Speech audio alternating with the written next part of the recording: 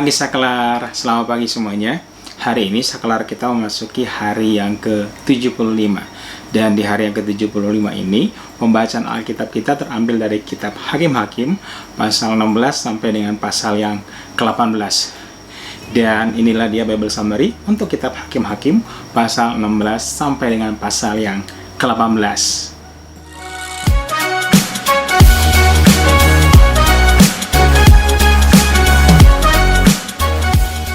Pada kitab Hakim-Hakim pasal 16 dengan judul perikop Simson di Gaza. Jadi pada perikop ini diceritakan suatu hari Simson pergi ke Gaza. Kemudian di situ dia melihat seorang perempuan sundal kemudian menghampirinya dan bermalam di sana. Ketika diberitahukan kepada orang kota, maka orang-orang kota di Gaza itu mengepung tempat itu dan berharap ketika pagi hari mereka bisa membunuh Simson di pintu gerbang kota itu. Tetapi apa yang terjadi? Ternyata Simson bangun tengah malam. Dan ketika Simson bangun tengah malam, dia merubuhkan pintu gerbang kota, kemudian membawa pintu gerbang kota itu ke puncak gunung yang menghadap ke Hebron. Kemudian masih di kitab Hakim-Hakim pasal 16 dengan judul perikop Simson dan Delila. Pada perikop ini diceritakan Simson jatuh cinta dengan satu orang wanita dari lembah Sorek. Nama wanita ini adalah Delila.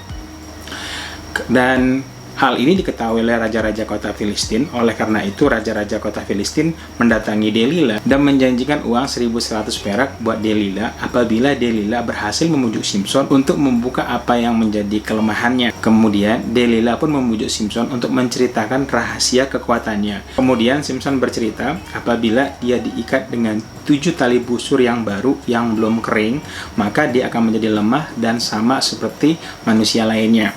Dan Delila pun melakukannya. Simson diikat dengan 7 tali busur yang masih baru itu. Kemudian dia berteriak, "Simson, orang-orang Filistin datang menyergapmu." Dan begitu Simson mendengarnya, dengan sangat gampang sekali dia melepaskan atau memutuskan tali-tali tersebut bagai jerami yang dimakan api. Dan Simson berhasil meloloskan diri daripada orang-orang Filistin. Tapi Delila ini belum kehabisan akal. Kemudian sekali lagi dia membujuk Simson untuk membuka apa yang menjadi rahasianya. Kali ini Simson mengatakan apabila dia diikat dengan tali baru yang belum pernah dipakai atau dipergunakan untuk pekerjaan apapun, maka dia akan menjadi lemah dan sama seperti manusia lainnya. Dan hal ini pun dilakukan oleh Delila. Dia mengikat Simson dengan tali baru tersebut. Dan kemudian dia berteriak, "Simson, orang Filistin menyergapmu." Tapi kali ini pun Simson bisa memutuskan tali-tali baru tersebut dengan begitu gampangnya dan meloloskan diri dari orang Filistin. Dan sekali lagi Delila membujuk Simson untuk kembali menceritakan apa yang menjadi kelemahannya, kenapa dia begitu sangat kuat. Kali ini Simson mengatakan apabila ketujuh rambut jalin yang dia punya itu diikatkan dengan benang lungsin, maka dia akan menjadi lemah sama seperti orang-orang pada umumnya. Dan kali ini pun Delila melakukan hal yang sama. Ketujuh rambut jalin yang dimiliki oleh Simson, kemudian kembali Delila berteriak, "Simson, orang-orang Filistin menyergapmu." Dan sama sekali lagi, Simson yang begitu gampangnya melepaskan ikatan tersebut. Dan kali ini si Delila benar-benar merengek-rengek membujuk-bujuk Simson siang dan malam dan menangis. Dan ini membuat Simson sangat tidak kuat, bahkan Alkitab mencatat ingin mati rasanya. Oleh karena itu akhirnya Simson mengalah, kemudian dia membuka penyebab kenapa dia bisa menjadi sekuat itu.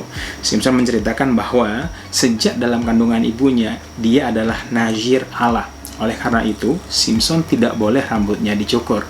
Dan setelah mengetahui bahwa Simson telah memberikan atau mencurahkan isi hati yang sebenarnya kepada Delila, maka Delila memanggil raja-raja kota tersebut. Dan raja-raja kota tersebut membayar uang 1.100 perak kepada Delila. Dan Delila membujuk Simson untuk tidur di pangkuannya. Kemudian, sewaktu Simson tidur di pangkuan Delila, maka rambutnya pun dipotong.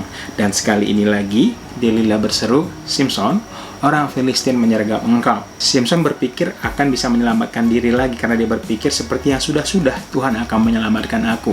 Tetapi kali ini Tuhan telah undur dari Simson sehingga orang Filistin berhasil menangkap Simson. Kemudian Simson dibawa ke penjara di Gaza dan matanya dicungkil dan dia bekerja sebagai penggiling di sana. Masih di pasal 16 dengan perikop Simson mati.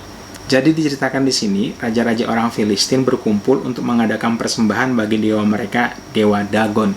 Dan mereka bersuka cita karena akhirnya mereka berhasil melumpuhkan apa yang menjadi musuh bangsa mereka selama ini. Mereka berhasil menangkap Simson yang selama ini telah membunuh banyak rakyat orang Filistin dan menyusahkan mereka. Dan di tengah-tengah pesta ini, mereka memanggil Simson ke tengah. Dan di tengah-tengah pesta ini, mereka mengambil Simson dari penjara untuk melawak bagi mereka. Dan di pesta ini ada begitu banyak rakyat Filistin yang berkumpul. Untuk sotoh rumahnya aja, ada 3.000 orang yang berkumpul di sana, termasuk raja-raja kota itu. Di tengah pesta tersebut, Simson memegang tiang utama daripada gedung tersebut dan berdoa kepada Tuhan supaya Tuhan memberikan kekuatan kepadanya untuk membalaskan kedua matanya. Simson juga memohon kepada Tuhan apabila diberikan kekuatan daripada Tuhan, dia ingin mati bersama dengan orang-orang Filistin yang ada di situ. Dan Tuhan menggenapi apa menjadi permintaan Simson. Oleh karena itu, Simson merubuhkan tiang utama daripada gedung tersebut sehingga gedung tersebut rubuh, hancur, dan gedung tersebut pun hancur, dan ada begitu banyak orang Filistin yang mati di sana. Jumlah orang Filistin yang mati dibunuh oleh Simson pada masa matinya itu lebih banyak dibanding ketika dia masih hidup. Setelah Simson mati, maka saudara-saudaranya mengambilnya dan menguburkannya di kuburan ayahnya Manoah di Zora Eshtaol. Dan Simson memimpin sebagai hakim atas Israel sebanyak 20 tahun lamanya. Kemudian kita lanjutkan ke kitab Hakim-Hakim pasal 17 dengan judul perikop Patung Sembahan Mika. Jadi diceritakan, ada seorang dari pegunungan Efraim, Mika namanya. Suatu hari, Mika mengembalikan uang sebanyak 1.100 perak yang diambil daripada ibunya, yang oleh karena uang itu ibunya telah mengucapkan kutuk. Tetapi ibunya tidak mau mengambil uang itu dan mengucap syukur karena telah dikembalikan uang itu dan mengembalikan kepada Mika. Tapi sungguh pun bahwa ibunya tidak mau menerimanya, Mika tetap mengembalikan uang tersebut kepada ibunya. Dan ibunya mengambil 200 uang perak tersebut dan membuat patung pahatan dan patung tuangan dan mengantarkan patung tersebut ke rumah Mika. Di zaman ini diceritakan belum ada raja di antara orang Israel. Jadi semua orang Israel masing-masing suku melakukan apa yang benar di mata mereka. Suatu hari, seorang pemuda dari Bethlehem, Yehuda, seorang keturunan suku Lewi, pergi ke pegunungan Efraim dan sampai di rumah Mika. Dan setelah Mika mengetahui bahwa orang tersebut adalah orang Lewi, maka Mika meminta orang tersebut untuk tinggal pada Mika dan diangkat menjadi imam atas mereka dengan bayaran 10 uang perak, sepasang pakaian, serta makanan. Dan orang muda tersebut bersedia untuk ditahbiskan menjadi imam atas keluarga Mika. Dan Mika berkata, sekali ini Tuhan akan berbuat baik kepadaku karena ada orang Lewi yang menjadi imam bagi keluargaku. Kemudian kita lanjutkan ke kitab Hakim-Hakim pasal 18 dengan judul Patung Sembahan Mika dirampas Bani Dan. Jadi masih di setting yang sama. Jadi pada zaman ini belum ada raja yang memimpin atas orang Israel. Jadi orang Israel melakukan apa yang benar di pandangan mata mereka. Dan pada saat kejadian ini ternyata Bani Dan belum memiliki tanah pusaka untuk mereka duduki. Oleh karena itu, Bani Dan mengutus 5 orang yang paling gagah perkasa dari mereka untuk menyelidiki sebuah kota, mengintai kota tersebut untuk diduduki menjadi kota mereka. Kelima orang tersebut sampai ke pegunungan Efraim dan nyampe di dekat rumah Mika. Dan mereka bertemu dengan orang muda yang menjadi imam atas rumah Mika. Dari logatnya, mereka mengetahui bahwa orang ini adalah orang Lewi. Oleh karena itu, mereka menanyai siapa dia, dari mana, dan apa pekerjaannya. Si imam ini menceritakan bahwa dia adalah seorang Lewi, dahulu tinggal di Bethlehem, kota Yehuda, dan sekarang menjadi imam atas rumah Mika. Oleh karena itu mereka bertanya, apakah gerangan Tuhan menyertai perjalanan mereka? Dan imam tersebut menjawab, pergilah, Tuhan memandang baik apa yang kalian lakukan. Oleh karena itu, kelima orang ini melanjutkan perjalanan dan mengintai kota Lais. kota Lais ini adalah sebuah kota yang makmur dan tentram penduduknya, tidak kekurangan suatu apapun, bahkan diceritakan mereka kaya raya. Dan juga lokasi mereka ini cukup jauh daripada kota-kota lain yang ada di Sidon. Dan setelah mengintai kota Lais tersebut, maka kelima orang ini kembali ke Bani Dan. Dan mereka mengatakan bahwa mereka menemukan satu buah kota yang kaya raya, yang makmur, yang cocok untuk mereka. Oleh karena itu, kelima pengintai ini bersama dengan 600 Bani Dan berangkat ke kota Lais untuk merebut kota tersebut. Sebelum sampai ke kota Lais, mereka singgah di rumah Mika dan mengambil patung pahatan, efod, terafim, patung tuangan, dan juga menawarkan kepada imam yang ada di tempat Mika tersebut untuk mengikut mereka. Mereka mengatakan, manakah lebih baik menjadi imam atas satu keluarga, atau atas seluruh kaum, atau atas satu buah suku orang Israel. Dan tentu saja imam ini menjadi senang dan mengikut mereka. Dan setelah diketahui bahwa imam tersebut telah pergi bersama dengan patung berhala yang ada pada Mika, maka Mika mengerahkan orang-orang di sekitarnya dan mengejar Bani Dan.